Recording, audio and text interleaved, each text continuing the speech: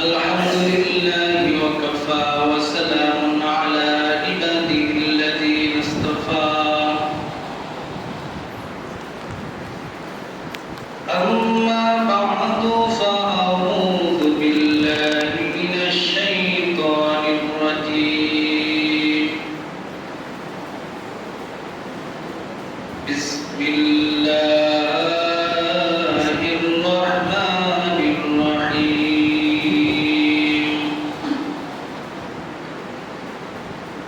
يا أيها الذين آمنوا لا تقدموا بين يدي الله ورسوله وقال رسول الله صلى الله عليه وسلم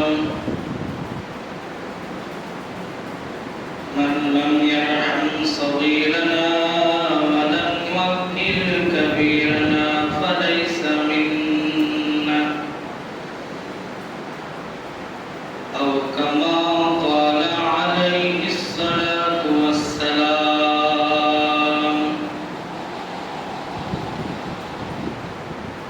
وقال تعالى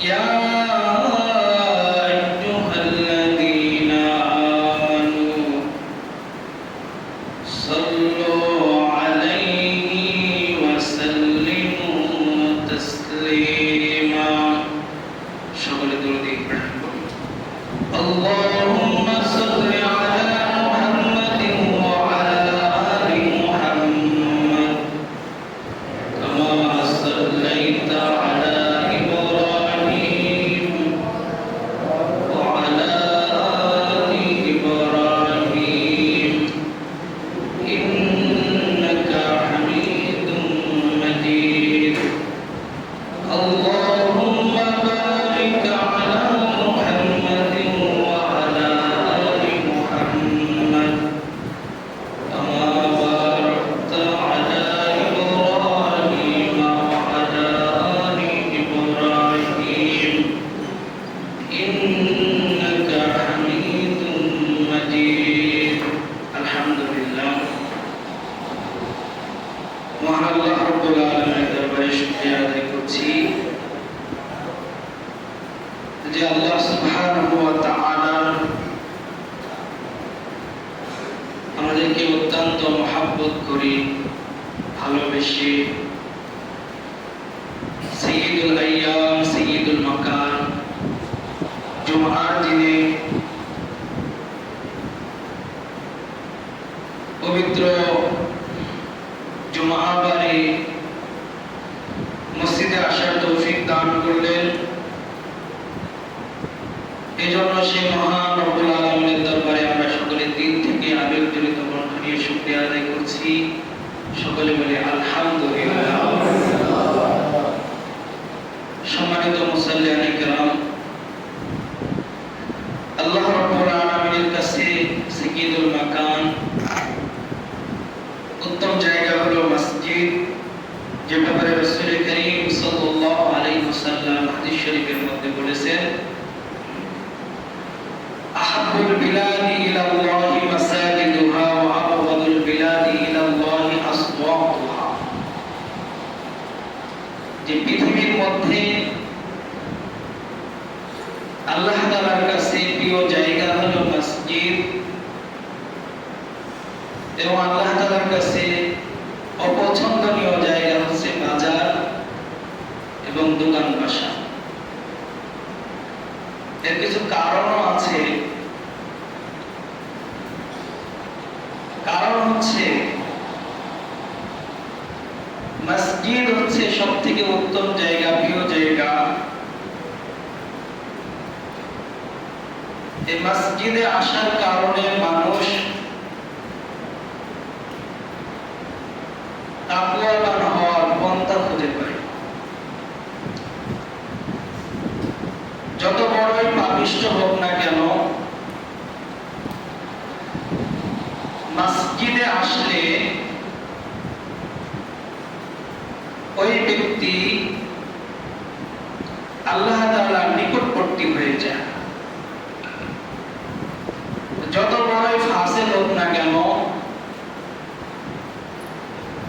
মসজিদের সাথে সম্পর্ক থাকার কারণে ওই ব্যক্তির সম্পর্ক আল্লাহ তাআলার সাথে হয়ে যায়। এক কথায় মসজিদ মানুষদেরকে আল্লাহ তাআলার সাথে জুড়ে দেয়। হাদিসের মধ্যে রাসূল করিম সাল্লাল্লাহু আলাইহি ওয়াসাল্লাম বলেছেন যে মানুষ আল্লাহ তাআলার কাছে সব থেকে নিকটবর্তী হয় তখন যখন মানুষ সিজদায় যায়। তো মসজিদকে মসজিদ হিসাবে নামকরণ করা হয়েছে মানুষ মসজিদে এসে সিজদা দেওয়ার কারণে। মসজিদ শব্দ অর্থ হচ্ছে সিজদা দেওয়ার স্থান। তাহলে মসজিদে আসলে মানুষ আল্লাহ তাআলার সব থেকে নিকটবর্তী হয়। এটা রাসূল করিম সাল্লাল্লাহু আলাইহি ওয়াসাল্লামের হাদিস থেকে আমরা পেয়েছি। পক্ষান্তরে আল্লাহ তাআলা বাজার, দোকান এই সমস্ত জায়গাকে অপছন্দ করেন। এর কারণ হচ্ছে মৌলিকভাবে বাজার মানুষের প্রয়োজনের একটি জায়গা। বাজার অপছন্দ বিষয়টি এমন নয়, বরং বাজার ঘাটে মানুষ বিভিন্ন সগলিয়াতে বিভিন্ন ব্যস্ততার মাঝে, এমন ব্যস্ততা যেখানে গেলে মানুষ আল্লাহকে ভুলে যায়, যেখানে গেলে অধিকাংশ মানুষ আল্লাহ তাআলার আদেশ নিষেধ ভুলে যায়।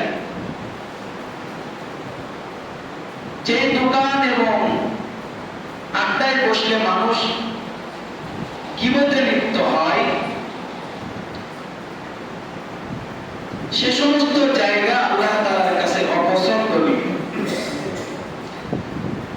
এজন্য আমাদেরকে যেখানে গীবত হয়, যেখানে বসলে আল্লাহ তাআলার নাফরমানি হয়, যেখানে বসলে আমাদের আমলনামায় গীবত করার কারণে গুনাহ লেখা হয়, ওই সমস্ত জায়গা থেকে আল্লাহ তাআলা আমাদের সকলকে বেঁচে থাকার তৌফিক দান করেন, বলেন আমিন। মুআজ্জাজ হাজিরিন, হাদিসের মধ্যে রাসূল আকরাম সাল্লাল্লাহু আলাইহি ওয়াসাল্লাম বলেছে যে কিয়ামতের ময়দানে ওই ব্যক্তি আল্লাহ তাআলা সাহায্য পাবে যে ব্যক্তির সম্পর্ক মসজিদের সাথে ছিল। যে ব্যক্তি মসজিদ থেকে ইবাদত করে যখন বাড়িতে যায়, আবার তার অন্তরের মধ্যে এই কথা উকি দেয় যে আমি আবার তখন মসজিদে আসবো। কাল কিয়ামতের কঠিন ময়দানে যখন ভয়াবহতা প্রকটতা ধারণ করবে, একজন আরেকজনের পরিচয় দিবে না, নিজের আপনজন নিজেকে অস্বীকার করবে, ওই কঠিন মুহূর্তে আল্লাহ রাব্বুল আলামিন ওই বান্দাকে আরশের নিচে ছায়া দান করবে। সুবহানাল্লাহ। মুআজ্জাজ হাজিরিন, তো ভূমিকা মূল কথা হচ্ছে আমাদেরকে সব সময় মসজিদমুখী হতে হবে। আমাদের সন্তানদেরকে মসজিদে আসার জন্য তাকিদ দিতে হবে। আমরা তো নিজেরা মসজিদে আসি, কিন্তু নিজেদের সন্তানদেরকে মসজিদে আসার জন্য তাকিদ প্রদান করি না। কোরআনুল কারীমের মধ্যে এবং হাদিস শরীফের মধ্যে বলা হয়েছে, যখন একজন ছোট বাচ্চা যখন 7 বছর উপনীত হবে, অভিভাবক তাকে নামাজের প্রতি গুরুত্ব দেওয়ার জন্য বকাবকি করবে, চাপ প্রয়োগ করবে। 7 বছর পার হয়ে যাওয়ার পরে সে যখন 10 বছরে উপনীত হবে, তারপরে মসজিদে যায় না, নামাজ পড়ে না, হাদিসের মধ্যে এসেছে ফাদরিবুহু, তখন ওই সন্তানকে প্রহার করতে হবে, তাকে মারতে হবে।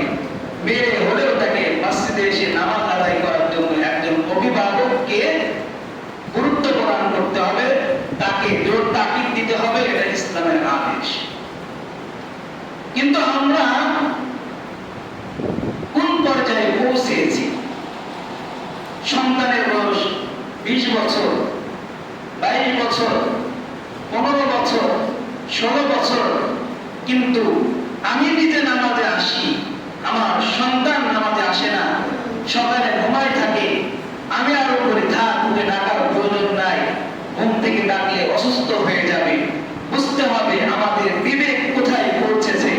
অথচ একজন সন্তান যদি সকালবেলা উঠে নামাজ আদায় করে, একটু হাঁটাহাঁটি করে, সব দিক থেকে তার ফিটনেস, তার মেধা, তার জিসেম, তার শরীর সবকিছু আল্লাহ তাআলা সতেজ বানিয়ে দিবে, সবকিছু আল্লাহ রাব্বুল আলামিন উন্নত মানের করে দিবে। সুবহানাল্লাহ।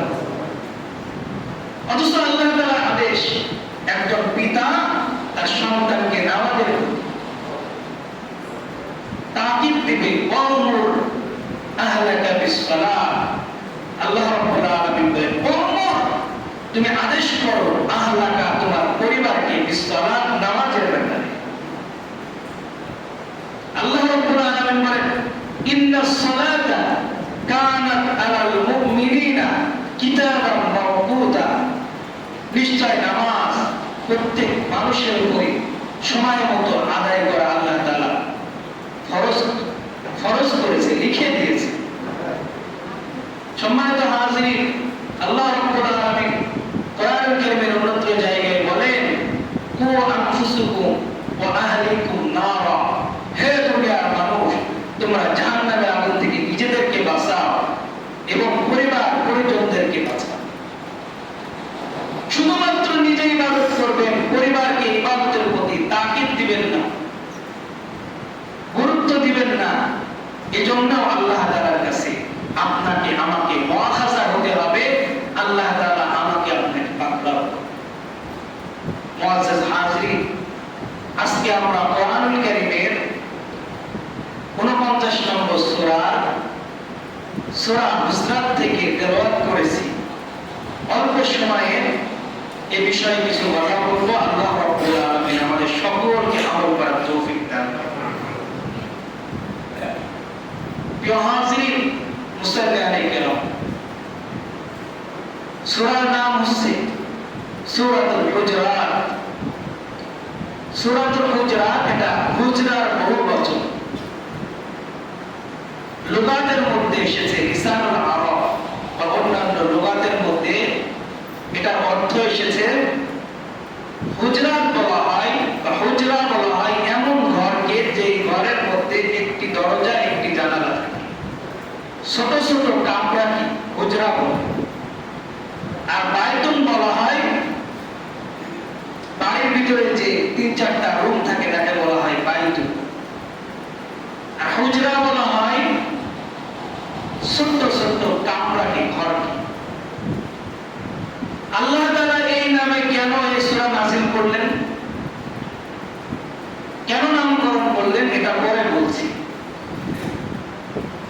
তো রাসূল কারীম সাল্লাল্লাহু আলাইহি ওয়াসাল্লামের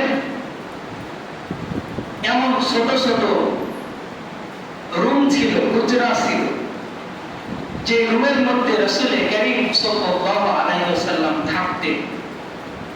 এবং রাসূল কারীম সাল্লাল্লাহু আলাইহি ওয়াসাল্লামের মোট স্ত্রী ছিল 11 জন।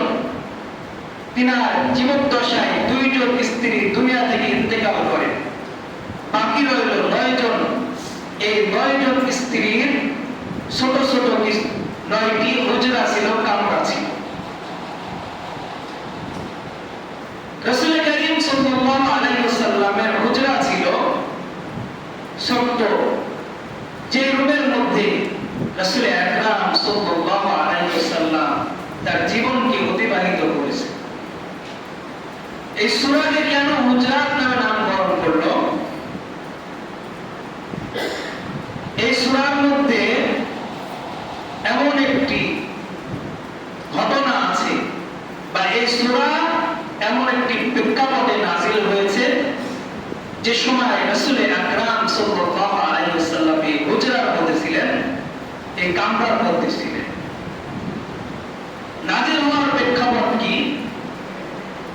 তাফসীরের কিতাবের মধ্যে, তাফসীর ইবনে কাসিরের মধ্যে এসেছে এবং অন্যান্য তাফসীরের কিতাবের মধ্যে এসেছে।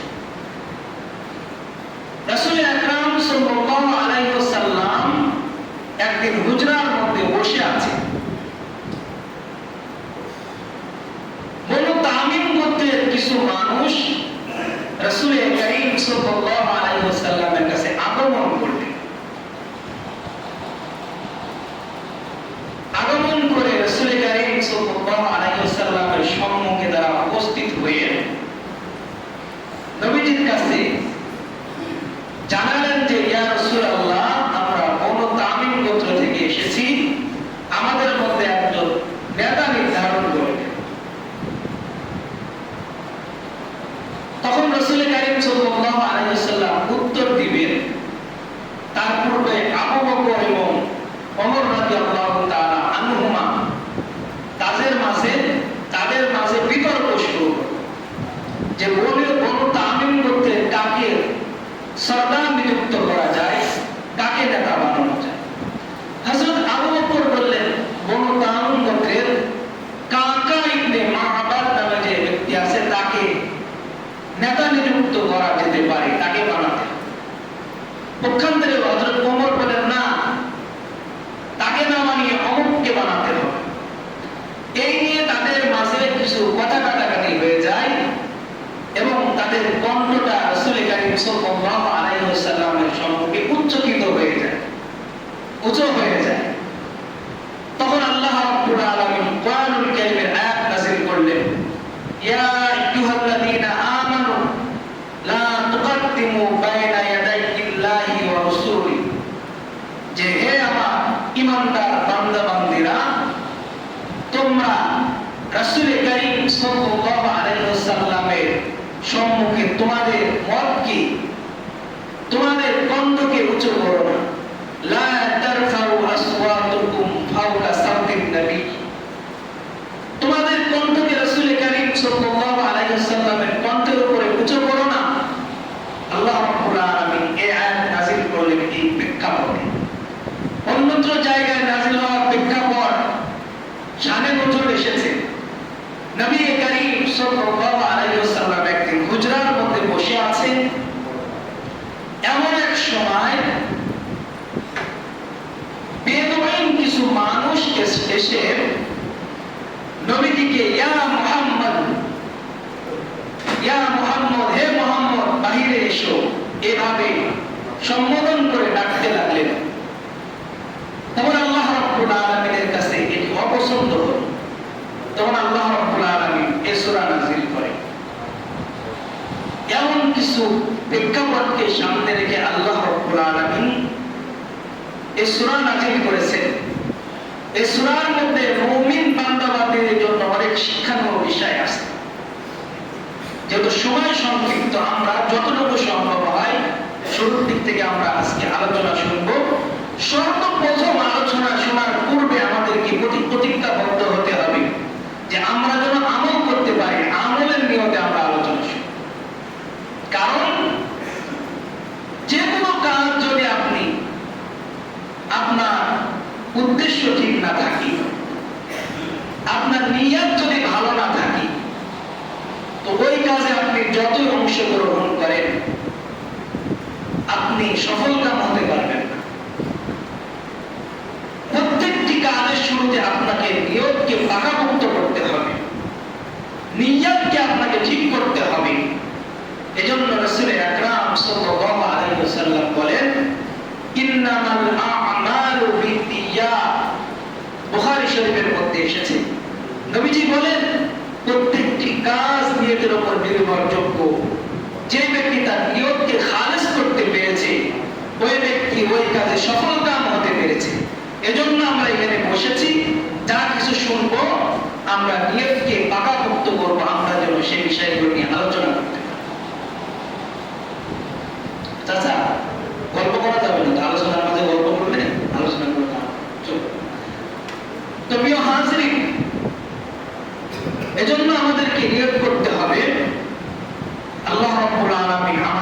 এই আলোচনা শোনার পূর্বে আমরা এই নিয়ত করব আল্লাহ তাআলা যেন আমাদের আমল করার তৌফিক দান।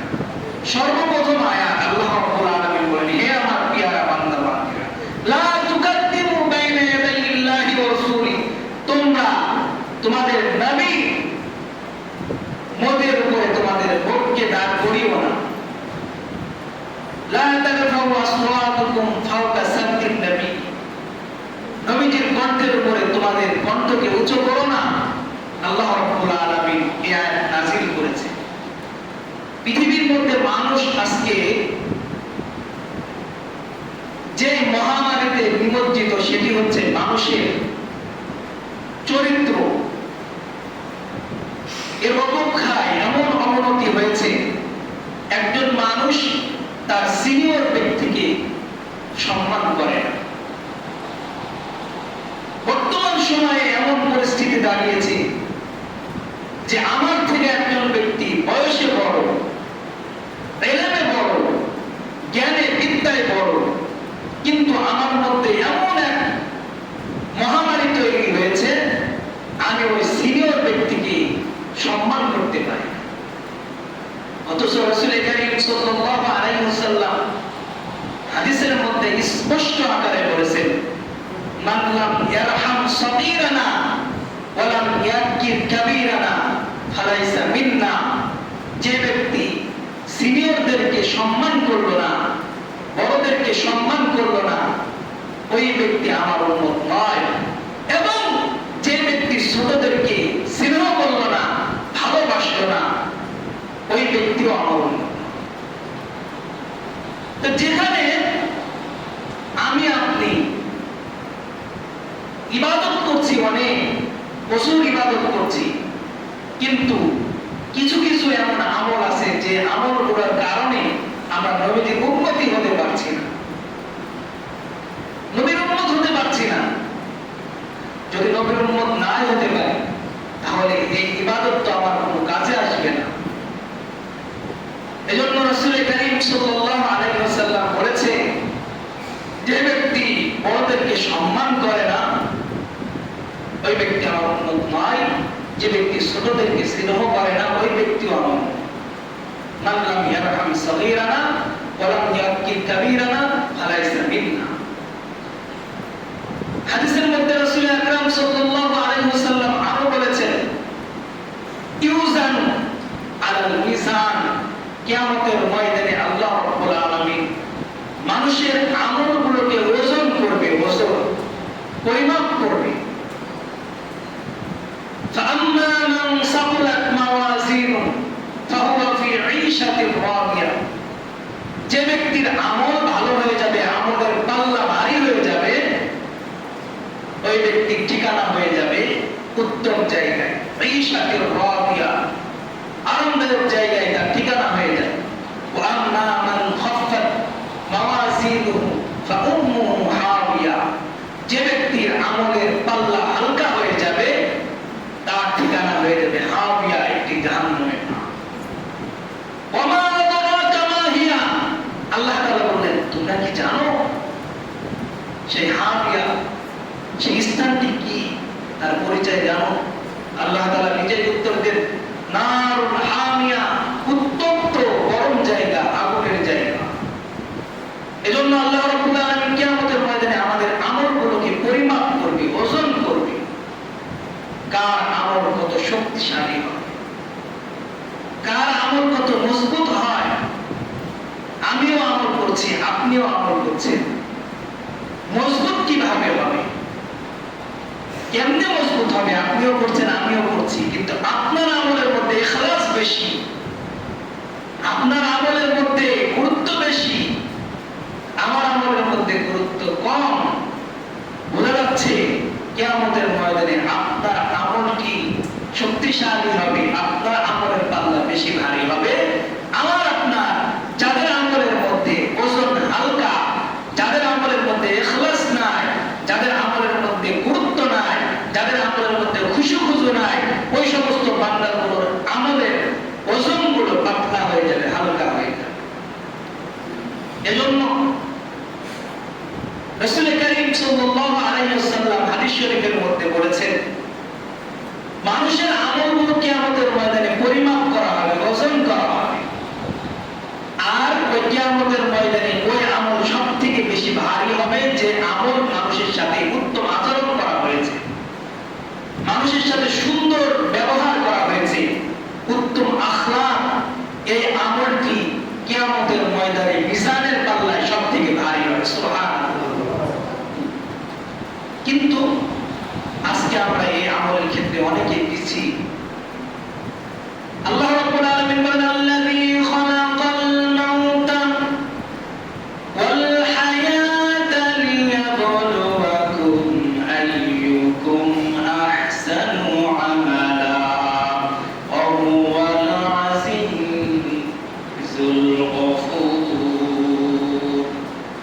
আল্লাহ রাব্বুল আলামিন কোরআনুল কারীমের সূরা মুলকের মধ্যে স্পষ্ট করে বলেছেন, আমি হায়াত এবং মাউত সৃষ্টি করেছি, দুনিয়ার মধ্যে সৃষ্টি করেছি লিয়াবলুয়াকুম, এটা পরীক্ষা করার জন্য, আহসানু আমালা, তোমাদের মধ্যে কে উত্তম আমল করে, কে বিশুদ্ধ আমল করে।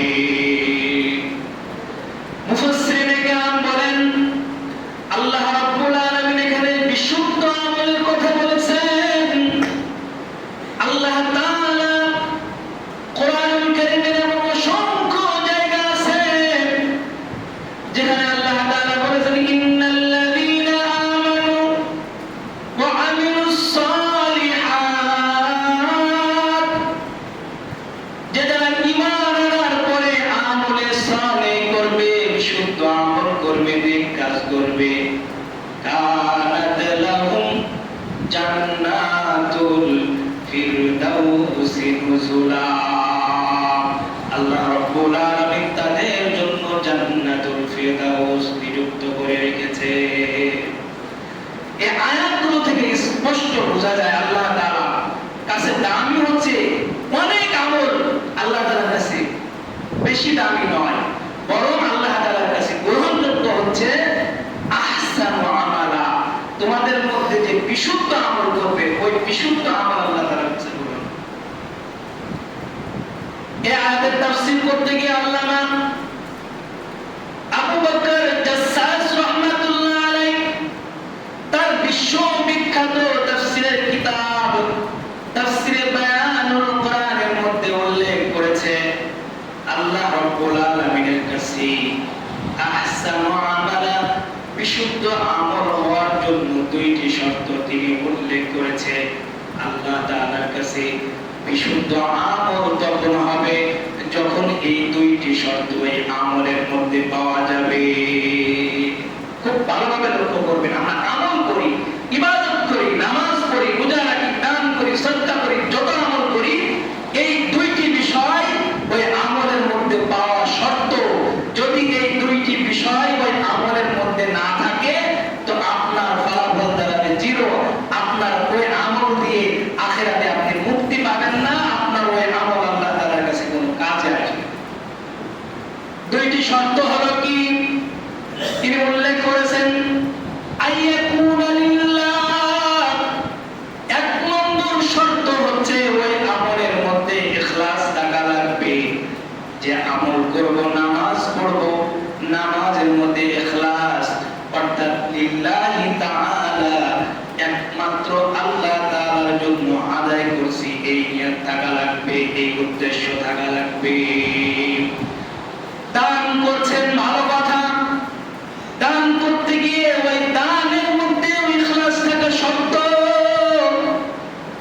যদি দান করতে গিয়ে মনের মধ্যে এমন কোন বিষয় থাকে যে দান করছি, মানুষ আমারে দেখবে, মানুষ আমাকে বড় দানবীর বলবে, অনেক বড় দানশীলতা পদান্যতা আমার রয়েছে, এই বিষয়টি মানুষ আমার কাছে বলবে, এমন যদি কারোর মধ্যে একটু পরিমাণ অহংকার থাকে, এমন যদি রিয়া থাকে, তো আল্লাহ রাব্বুল আলামিনের কাছে আমার আপনার ওই দান কবুল হবে না।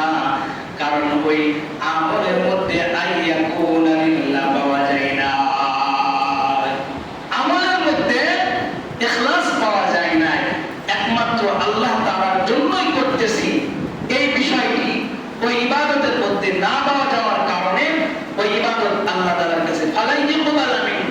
আল্লাহ তাআলার কাছে কবুল হবে না। প্রিয় হাজিরিন, দ্বিতীয় নম্বরের শর্ত এই আয়াতের মধ্যে উল্লেখ করা হয়েছে, মুফাসসিরিনে কেরাম উল্লেখ করেছেন, সেই শর্তটি হচ্ছে আইয়াকুনা সুন্নাহ। আমি যে ইবাদত করছি এই ইবাদতটি কি আল্লাহ রাসূল কারীম সাল্লাল্লাহু আলাইহি ওয়াসাল্লামের সুন্নাত তরিকায় হচ্ছে কিনা, নবীজির পন্থায় হচ্ছে কিনা, সেই বিষয়টি আমাদের দেখতে হবে।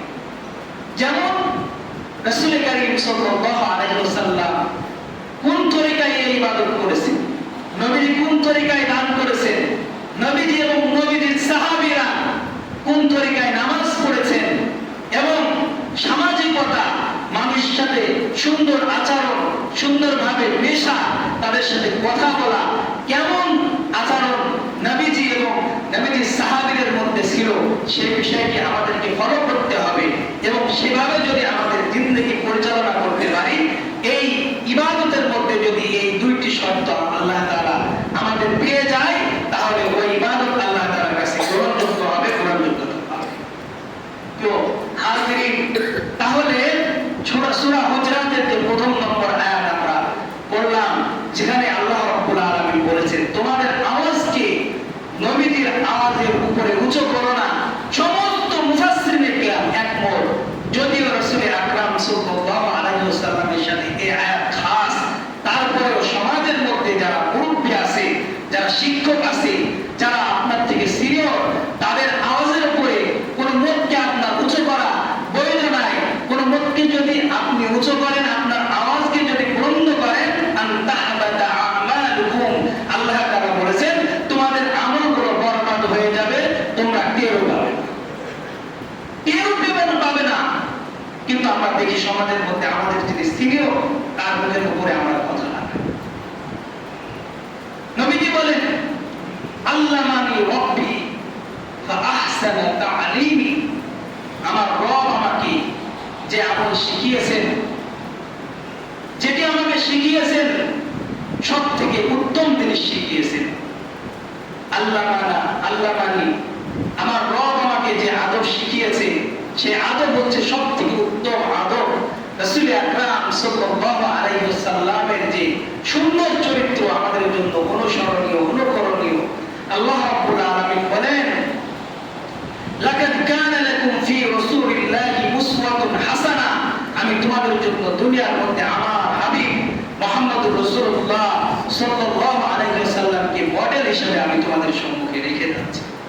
সম্মানিত হাজিরিন, এই যে প্রথম নম্বর যে আয়াত সূরা হুজরাতের মধ্যে আমাদের যে শিক্ষাটি হচ্ছে আমাদের যারা সিনিয়র আছে, যারা আমাদের বড়, বয়সে বড় এবং জ্ঞান বিদ্যায় বড়, তাদের উপরে আমাদের মুখকে, আমাদের কথাকে, আমাদের আওয়াজকে উঁচু করা এটা ঠিক নয়, এটা আদবের খেলাফ।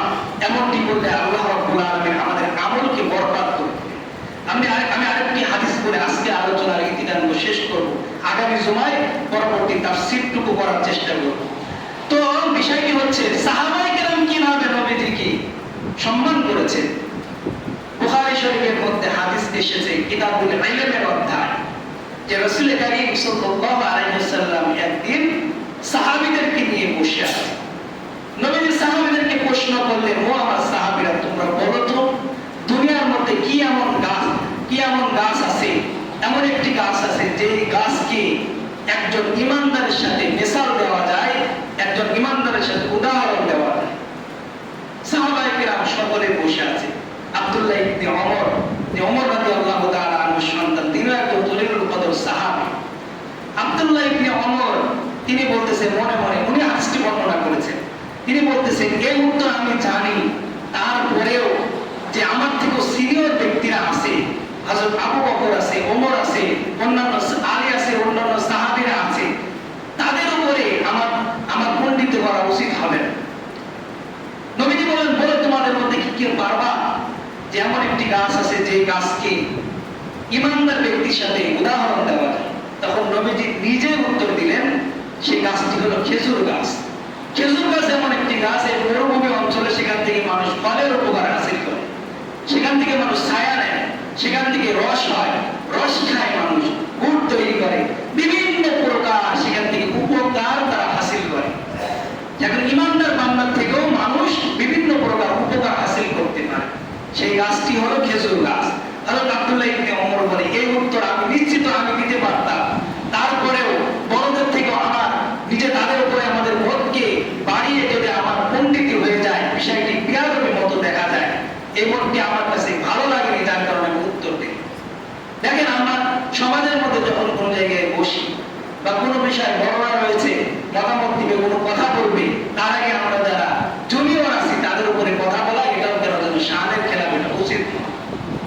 এজন্য প্রিয় হাজিরিন, এজন্য আমাদের মনে রাখতে হবে যে বড়দেরকে সম্মান করা এটা শুধুমাত্র সামাজিকতা নয়, বরং এটা শরীয়তেরও অংশ।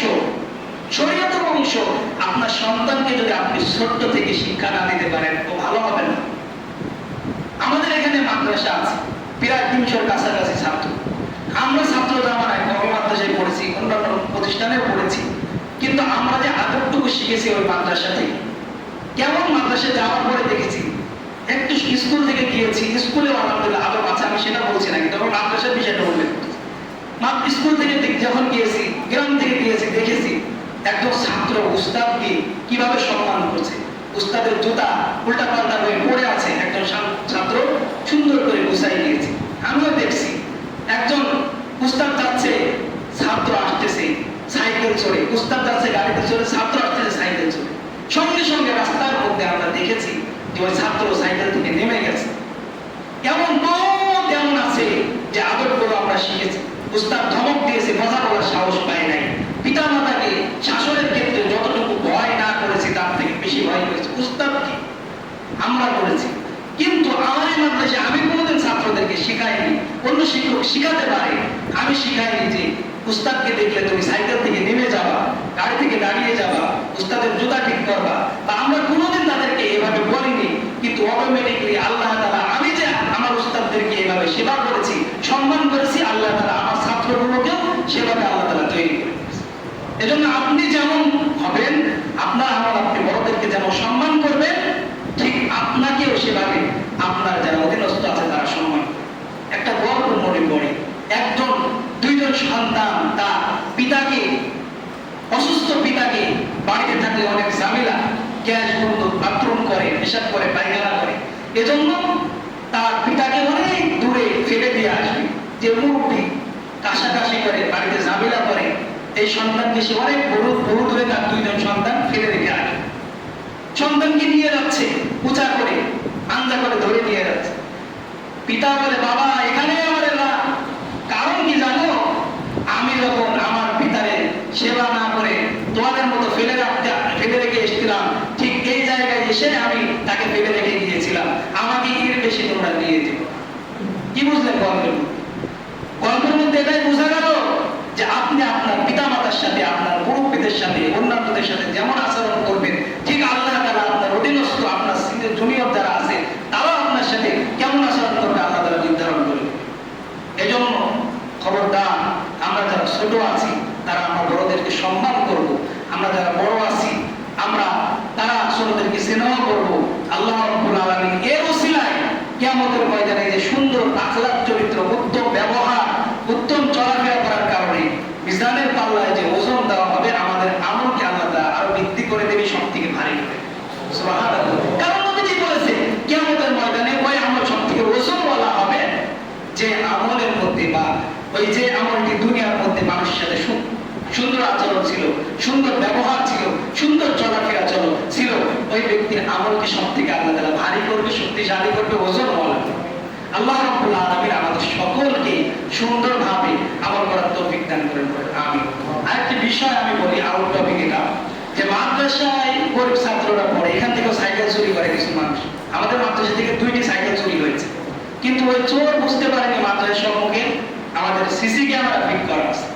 ওই রাস্তা থেকে নিয়ে একদম মসজিদের সামনে পর্যন্ত, আমার এই যে পুরুষ দাদার বাড়ি পর্যন্ত সব দেখা যায়।